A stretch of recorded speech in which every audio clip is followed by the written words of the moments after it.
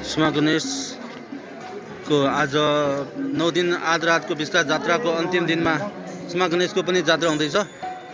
यहाँ भजन कीर्तन चल्दैछ अहिले।